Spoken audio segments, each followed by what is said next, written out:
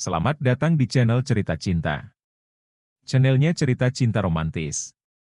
Sebelum lanjut mohon dukungannya dengan like dan subscribe dulu. Sebuah pengkhianatan, bagian 7. Menyusun rencana balas dendam. Tidak mudah bagi Lely mengatur perasaannya yang kacau. Malam itu seusai suaminya pulang setelah beraktivitas, Lely lebih banyak menyendiri. Saat tidur pun dia memunggungi suaminya, seolah-olah Talib adalah makhluk yang paling menjijikkan. Sudah pasti suaminya lelah, seharian dia pasti melepaskan hasrat nikmatnya dengan Jannah, bahkan mungkin setelah itu dilanjut aktivitas di tokonya. Siapa yang tidak akan capek? Malam itu berbeda dengan malam-malam yang dia kenal. Suaminya tidak lagi mengerjakan salat di malam hari. Dan itu dia ketahui sudah sebulanan atau mungkin lebih. Seumur-umur menjadi istrinya, Lely tidak pernah melihat ponsel suaminya. Sebab, dia tahu itu adalah privasi dari seorang suami. Dia sangat percaya dengan suaminya, tapi setelah melihat kejadian tadi siang, pikiran itu runtuh semua. Tak ada lagi yang namanya prasangka baik. Prasangka buruk sudah melekat kepada suaminya mulai hari itu. Pagi harinya Lely mengerjakan salat subuh dan suaminya melakukan aktivitas seperti biasa, pergi ke masjid menjadi imam. Jannah lebih memilih beribadah di rumah. Setelah itu, dia mempersiapkan segalanya, kewajibannya sebagai seorang ibu rumah tangga, seperti memasak, mencuci baju, mempersiapkan keperluan suami dan anaknya. Dia dengan berat hati memaksa tersenyum, sekalipun itu berat baginya. Tentunya terbersit pertanyaan, kenapa dia sangat kuat menghadapi hal ini? Itu tidak lain, karena anaknya. Sudah bulat tekadnya untuk tidak lagi butuh kepada suaminya. Dia bisa mandiri, sebab dia punya tabungan dari toko online miliknya. Dia juga punya tabungan dari warisan orang tuanya. Kalau toh dia nanti berpisah dari suaminya, Lely masih bisa survive sampai mendapatkan pekerjaan agar bisa memenuhi kebutuhan hidupnya. Ide balas dendam memang sudah dia pikirkan masak-masak. Dia tidak akan menggugat suaminya terlebih dulu. Amarah di dadanya lebih besar dan bisa meledak kapan saja. Dia memikirkan cara yang tepat untuk membalas perlakuan suaminya. Ada banyak hal yang ada di pikirannya, tetapi dia ingin tahu dulu apa yang ingin dilakukan oleh Arif. Pagi itu pun dia menelpon Arif memberitahukan kalau dia ingin diikutkan dalam rencana ini. Jujur, Lely sangat takjub kepada Arif. Tidak pernah dia temui pria seperti Arif yang sangat menjaga kehormatan dirinya. Sejak pertama kali bertemu, Arif sangat menghormatinya. Bahkan, tidak memanfaatkan kesempatan meskipun mereka bisa saja melakukannya. Dari sini dia mengetahui kalau Arif sangat menghargai perempuan. Namun, siapa jati diri Arif? Lely sangat ingin mengetahuinya. Saya ingin tahu, Pak Arif kerja di mana? Tanya Lely di telepon. Oh, saya punya kantor sendiri. Usaha saya di bidang jual beli online, jawab Arif. Begitu ya. Bisa dong kerja sama dengan saya. Saya juga buka toko online, kata Lely. Boleh, saya sangat terbuka mau kerja sama dengan siapa saja asalkan cuan, kata Arif. Terus terang, Pak Arif. Saya masih terguncang dengan kejadian kemarin. Pak Arif juga pasti syok saat pertama kali tahu istri Bapak selingkuh. Saya ingin minta maaf atas kelakuan suami saya. Kenapa minta maaf? Itu bukan salahmu. Suamimu yang salah, kenapa kamu minta maaf? Saya tidak bisa jadi istri yang baik. Tidak ada orang yang sempurna. Dan sekali lagi itu bukan salahmu. Rasanya hari ini saya ingin sekali marah kepada suami saya, tetapi saya tahan. Hari ini dia tidak menjamah saya. Tidur seranjang dengan dia pun rasanya jijik. Saya tadi melakukan aktivitas di rumah seperti biasa, meskipun dengan hati mendongkol. Satu-satunya yang membuat saya bertahan sekarang adalah anak kami. Mbak sudah siap untuk membalas perbuatan suami, Mbak? Tanya Arif. Saya lahir batin sudah siap, jawab Lely. Apa rencananya Pak Arif? Rencana utama saya adalah membangkrutkan usaha Talib. Saya akan buat seluruh koneksinya tidak mempercayai dia lagi, jawab Arif. Bagaimana caranya? Saya punya rencana sendiri.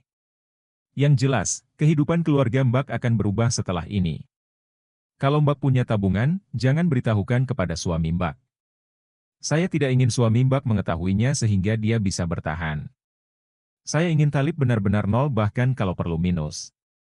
Tenang saja. Saya punya tabungan yang mana suami saya tidak tahu, jawab Lely. Buku tabungannya di rumah, tanya Arif.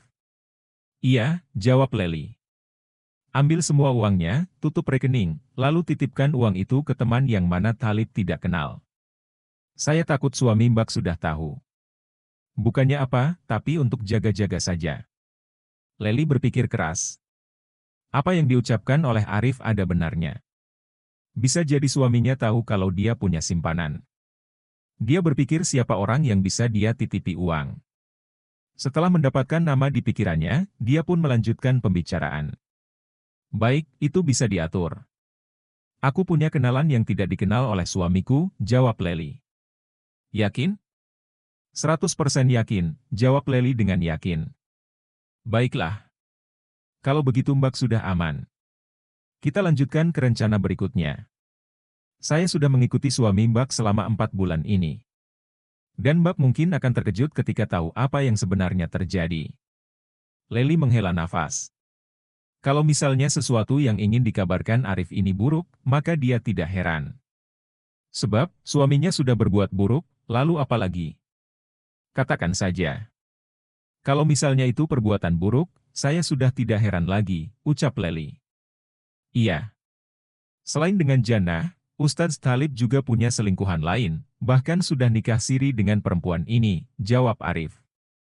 Lely menutup mulutnya. Matanya berkaca-kaca. Siapa perempuan itu? Tanya Lely. Seorang perempuan bernama Wina. Mereka berkenalan setahun yang lalu dan menikah siri, ujar Arif. Wina masih muda, usianya baru saja menginjak 20 tahunan.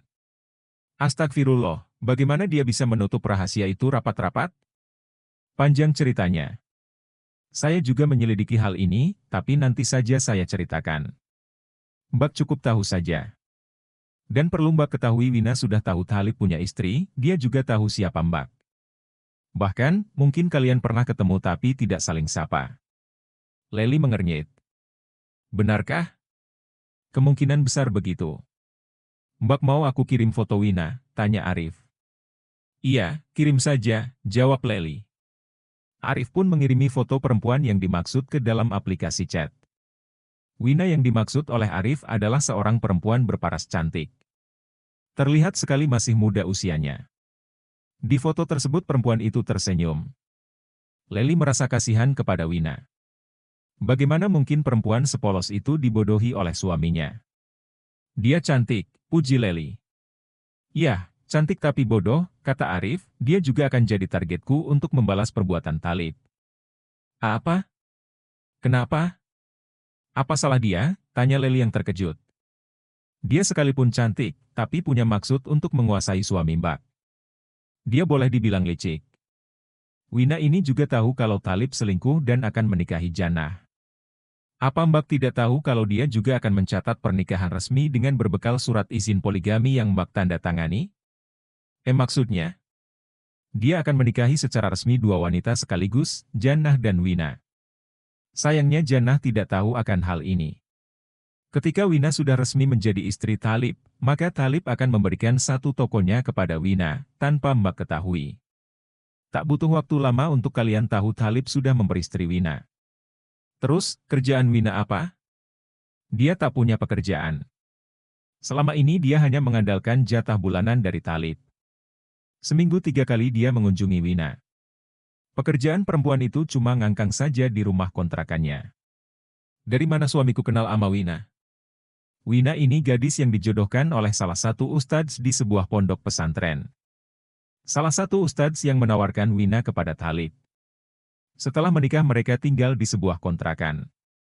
Mereka tidak akan ditanyai macam-macam kepada penduduk setempat, sebab rumah itu berada di kawasan pemukiman yang eksklusif. Jadi tetangga kiri kanan serasa cuek. Lely menghela napas berat. Dia makin membenci suaminya. Rencana berikutnya, saya akan menyewa perempuan untuk menggoda Thalib. Meskipun ustadz, tapi dia penjahat kelamin. Matanya akan jelalatan melihat seorang perempuan cantik. Menyewa perempuan, maksudnya? Ucap Lely dengan kening mengernyit. Saya akan mengatur siasat agar perempuan ini menggoda Thalib. Setelah itu kita jebak. Bagaimana bisa? Memangnya ada wanita yang mau? Mbak tidak perlu khawatir. Saya punya kenalan yang bisa melakukannya.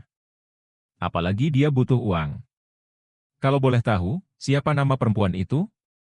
Namanya Azizah. Pov Azizah. Setahun yang lalu. Perempuan ini bernama Azizah, dan lelaki yang menyodoknya adalah suaminya, Susanto Tanjung. Susanto sering memperlakukan istrinya dengan kasar, tetapi Susanto bukan tidak cinta dan sayang kepada istrinya, hanya saja Susanto lebih senang meluapkannya dalam hasratnya. Seperti sekarang ini. Hal berikutnya adalah Azizah dia tarik lalu dibaringkan ke kasur dengan kaki Azizah masih menjuntai ke lantai. Susanto melanjutkan aksinya. Susanto pun berlutut lalu mendekatkan wajahnya di depan bawah istrinya. Hal berikutnya adalah dia langsung melancarkan tugasnya. Azizah memekik tertahan. Kedua tangan Azizah memegang kuat-kuat pada sprei saat kenikmatan itu diberikan oleh suaminya. Dia memang tak tahan kalau suaminya melakukan tugasnya dengan cara begitu. Azizah hanya menggeliat saja sambil merintih-rintih. "Kamu enak, kan?" tanya Susanto. "Hieh mas," jawabnya. "Mau diteruskan?" "Iya," jawab Azizah lirih. Dia pun beranjak, memposisikan dirinya mengarahkan si Jagur. Sejurus kemudian dia sodok kuat-kuat. Azizah menahan rasa nikmat luar biasa si Jagur beraksi. Azizah hanya bisa merintih sambil tubuhnya terguncang-guncang akibat kerja keras si Jagur tersebut. Kamar itu cuma terdengar suara kenikmatan Azizah yang saling bersahutan dengan Susanto. "Ah, nikmat mas." Terus, ucap Azizah. "Iya." Suaminya benar-benar tak henti-henti memacu si Jagur hingga beberapa menit. Kemudian, Susanto memutar tubuh Azizah hingga miring. Setelah itu kaki kirinya dia naikkan sehingga dia sekarang memeluk kaki kiri Azizah. Kembali si Jagur beraksi dengan kecepatan tinggi. Azizah sudah tak kuasa lagi, dia pun mencapai puncak duluan. Entah kenapa perlakuan suaminya bisa membuat dia mendahului ke puncak kenikmatan. "Mas, aku keluar," lirihnya. Setelah itu Susanto menindihnya. Azizah belum punya anak. Si Jagur makin keras saja beraksinya.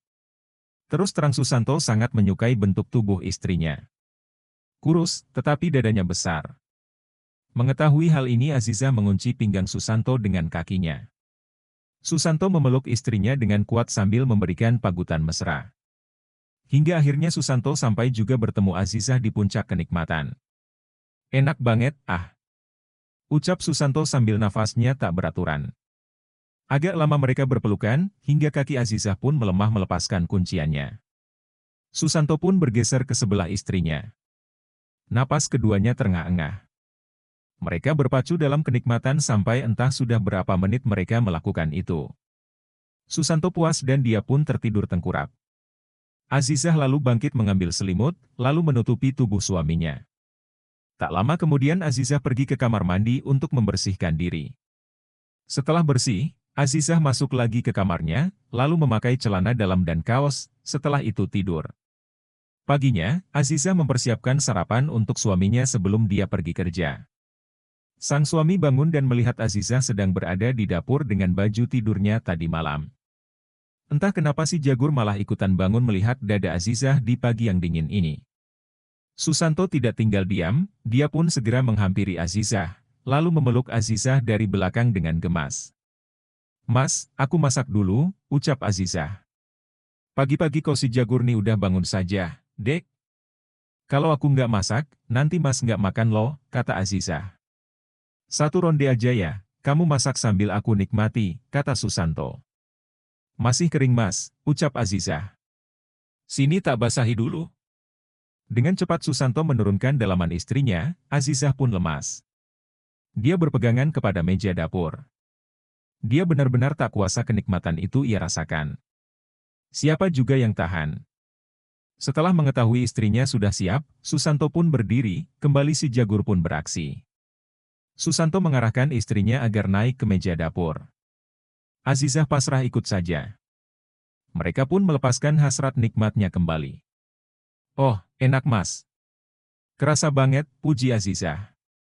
"Aku jadi kepengen tiap hari," kata Susanto. "Puas-puasin Mas."